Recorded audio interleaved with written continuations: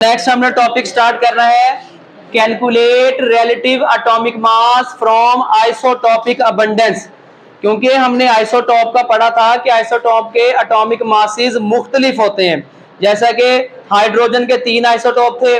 पहले आइसोटॉप का atomic mass कितना था? 1 था, दूसरे का 2 था और तीसरे का 3 था।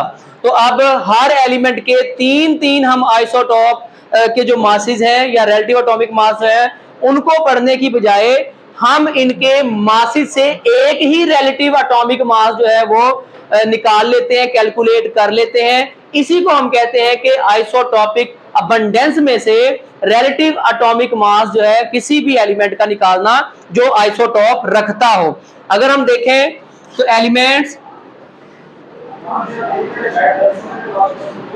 which have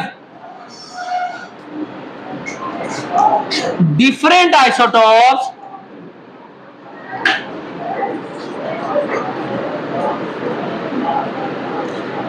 also have different masses। उन आइसोटॉप के मासेस भी डिफरेंट होंगे जिसको हम कहते हैं कि ये आइसोटॉप की रिलेटिव आइसोटॉपिक मासेस हैं।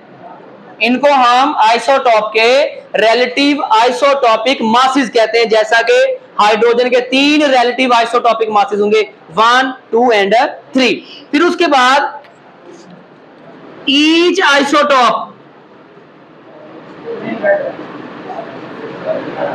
Have it's natural abundance.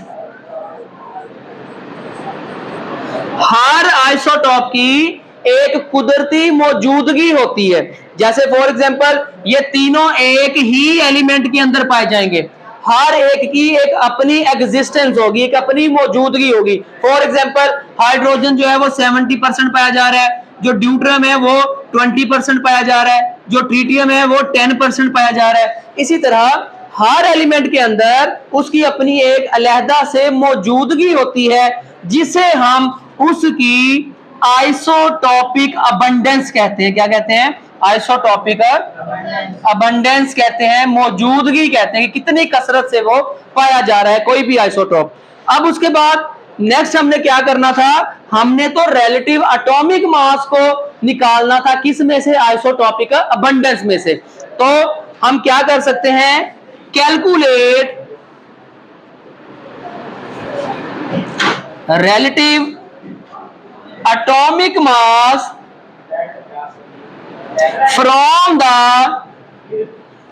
relative isotopic masses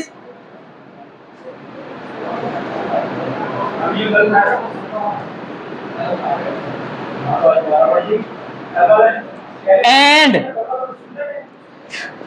isotopic abundance। हम आइसोटॉपिक अबंडेंस का इस्तेमाल करके और रिलेटिव आइसोटॉपिक मासेस का इस्तेमाल करके किसी भी आइसोटॉप का रिलेटिव एटॉमिक मास निकाल सकते हैं। रिलेटिव एटॉमिक मासेस को हम रिप्रेजेंट करते हैं m के साथ और आइसोटॉपिक जो अबंडेंस है उसको हम जाहिर करते हैं किससे? p के साथ।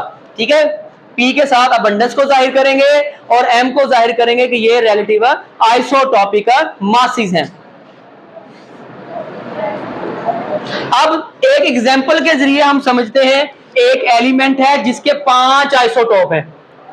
पहले आइसोटॉप का मास जो है वो 80 है, दूसरे आइसोटॉप का मास जो है वो 82 है, तीसरे आइसोटॉप का मास 83 है, चौथे आइसोटॉप का मास 84 है, पांचवें आइसोटॉप का मास जो है वो 85 है। अब उनकी अबंडेंस भी दी गई है। जो 80 वाला आइसोटॉप है वो कितना है? 2.0%। 82 वाला जो है वो कितना है? 12.0%। 83 वाला कितना है? 12.0%। 84 वाला कितना है? 57%। और 85 वाला कितना है? 17.0%। अब यहाँ पे एक साइड पे अबंडेंस दे दी गई है, आइसोटॉपिक अबंडेंस, एक साइड पे रिलेटिव एटॉमिक मासेस जो है वो दे दिए गए हैं या रिलेटिव आइसोटॉपिक मासेस जो हैं वो दे दिए गए हैं, जिसको हम किससे जाहिर करते थे, m से। फॉर एग्जांपल ये हमारे पास एक ही एलिमेंट क्रिप्टॉन, उसके 5 आइसोटॉप हैं। पहले मास को हम कहेंगे कि ये क्या है, ये m1 है। क्या कहेंगे हम इसे, m1। 82 को क्या कहेंगे, m2। 83 को m3, 84 को m5।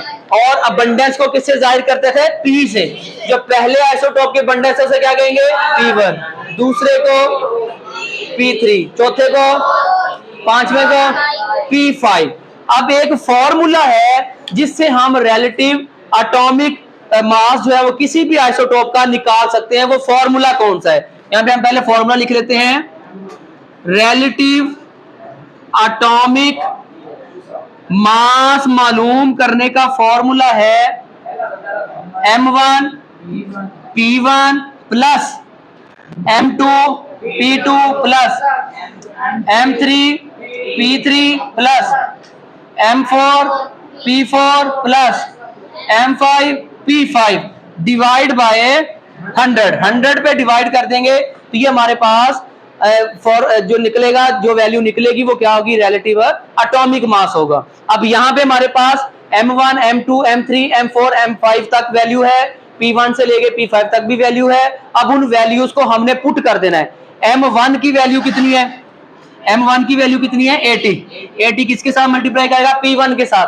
p1 कितना है, 2.0 मल्टीप्लाई बाय 2, ऐसे ब्रैकेट लगा देनी है, दरमियान में क्या है, प्लस। अब m2 की वैल्यू कितनी है, 82 मल्टीप्लाई बाय p2 की वैल्यू कितनी है, 12, ठीक है, प्लस।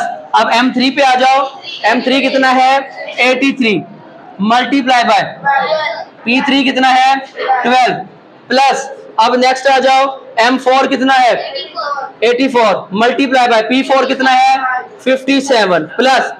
नेक्स्ट आ जाओ, m5 कितना है, 85 मल्टीप्लाई बाय p5 कितना है, 17, और उसको डिवाइड कर देना है हमने किसके साथ, 100 के साथ।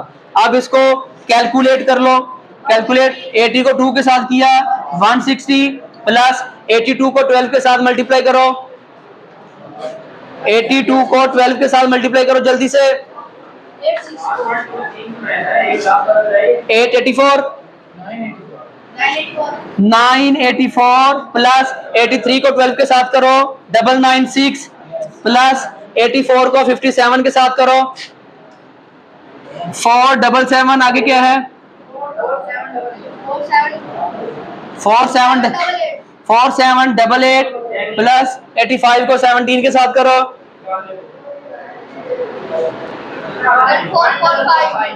1445 डिवाइड बाय 100। अब इन सबको प्लस करके 100 पे डिवाइड कर दो। इन ये देखो 160 plus 984 plus 996 plus 4788 plus 1445, answer आ गया हमारे पास 8373 आएगा हमारे पास इन सबको प्लस करके 8373। अब इसको 100 के ऊपर हमने डिवाइड कर देना है 100, आंसर क्या आएगा हमारे पास 83.73। ये हमारे पास निकल आएगा रिलेटिव एटॉमिक मास किसका, क्रिप्टॉन का। अब बारी बारी हमें इतना याद करने की जरूरत नहीं है, एक ही दफा हमने इसका रिलेटिव एटॉमिक मास निकाल लिया। किस से, उसकी रिलेटिव आइसोटॉपिक मासेस से और उसकी आइसोटॉपिक अबंडेंस से। ठीक है, क्लियर हो गया यहां तक। अब एक और न्यूमेरिकल आपकी बुक में दिया गया है एग्जाम्पल के तौर पे, वो भी अभी हमने करना है। पहले इसकी आपने स्टेटमेंट समझनी है। Calculate the relative atomic mass of light isotope. Light isotope हम कहते हैं हल्के आइसोटॉप को, जो सबसे पहला आइसोटॉप होता है उसको हम कहते हैं कि वो लाइट आइसोटॉप है। एक हिंट हमें दे दिया गया है पहली ही स्टेटमेंट में कि लाइट आइसोटॉप का मास मालूम करना है। पहले आइसोटॉप को हम क्या कहते हैं, M1 हमने क्या करना है, मालूम करना है। उसके बाद कहा गया है क्लोरीन के when it's relative atomic mass, अब यहां पे एक और वैल्यू दे दी गई है, कौन सी? Relative atomic mass. उसकी स्टेटमेंट हम लिख लेते हैं यहां पे, रिलेटिव एटॉमिक मास जो है वो दे दिया गया है 35.45, और उसके बाद हमें क्या दिया गया है, ये नीचे दिया गया है relative isotopic abundance of chlorine 37। जो हल्का आइसोटोप होता है वो M1 हमने मालूम करना था, जबकि दूसरे की यहां पे उन्होंने अबंडेंस दे दी गई है क्लोरीन 37। इसे हम कहेंगे कि ये P2 है। क्या है ये? P2 कितना है? 24.23% जो है ये दूसरा आइसोटोप पाया जा रहा है। उसके बाद उन्होंने लाइट आइसोटोप की भी अबंडेंस दे दी गई है। लाइट आइसोटोप कौन सा था? M1। अब M1 भी दे दिया गया है, P2 भी दे दिया गया है। अब P1 की वैल्यू यहां पे दी गई है, P1 इज इक्वल टू 75.77। अब यहां पे M2 की वैल्यू स्टेटमेंट के अंदर ही दी गई है, दूसरी लाइन में जहां पे लिखा हुआ है relative isotopic abundance of chlorine 37। तो 37 क्या होगा हमारे पास है? M2 होगा। M2 कितना आ गया? 37। अब उन्होंने कहा है कि हमने मालूम क्या करना है? M1, बाकी सारी चीजें जो है वो हमें प्रोवाइड कर दी गई है। तो फॉर्मूला हमारे पास क्या था? Relative atomic mass M1 P1 plus M2 P2। अब फॉर्मूला यहीं तक रहेगा, क्योंकि जितने आइसोटोप इस्तेमाल होंगे फॉर्मूला उतना बन जाएगा, उतना एक्सटेंड हो जाएगा। यहाँ पे 2 आइसोटोप है तो ये 2 वैल्यू तक रहेगा। अब यहाँ पे हमने M1 मालूम करना था, जबकि रिलेटिव एटॉमिक मास हमें दे दिया गया, इसकी जगह पे हमने वैल्यू पुट कर देनी है, ये वाली। रिलेटिव एटॉमिक मास कितना है? 35.45, इस जगह पे आ गया। अब M1 हमने मालूम करना था, M1 वैसे का वैसा रहेगा, मल्टीप्लाई बाय P1 की वैल्यू हमें दी गई है, वो P1 की वैल्यू हम यहाँ पे लिख देंगे 75.77 प्लस, अब आ गया हमारे पास M2 कितना दिया गया है? 37 मल्टीप्लाई बाय किसके साथ है? P2 की वैल्यू कितनी है? 24.23 डिवाइड बाय 100। अब ये 100 इधर डिवाइड कर रहा है, उधर जाके क्या करेगा? मल्टीप्लाई। इधर आके जब मल्टीप्लाई किया तो ये वैल्यू बन गई 35.45। ठीक है, M1 मल्टीप्लाई बाय 75.77 प्लस 37 को 24.23 से मल्टीप्लाई करो,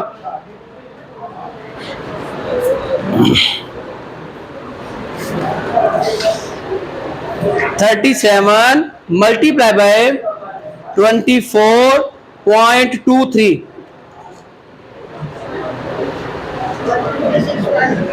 कितना है? ये इसको दूसरा मैनुअल करो ना, ये उसमें आंसर दे रहा है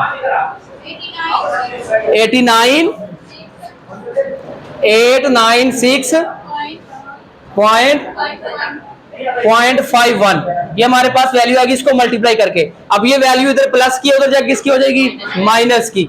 यहाँ पे हो जाएगा 3545 माइनस 896.51 M1 मल्टीप्लाई बाय 75.77। अब इसमें से वैल्यू निकालो, कितनी बनेगी? 3545 minus 896.51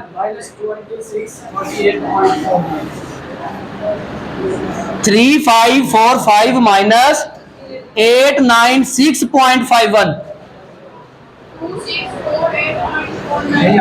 2648.49 is equal to M1 multiply by 75.77। अब ये इधर वैल्यू मल्टीप्लाई कर रही है, उधर जाके क्या करेगी? डिवाइड कर देगी। 2648.49 डिवाइड बाय 75.77, आंसर आ जाएगा हमारा M1। कितना आंसर आ गया? 34.95 हमारे पास आंसर आ जाएगा कि M1 जो है वो क्लोरीन का वो 34.95 जो है इसका एटॉमिक मास यूनिट है, किसका? क्लोरीन के पहले आइसोटोप का। समझ आ गई? इसकी वैल्यू हमें यहां तक दी गई है।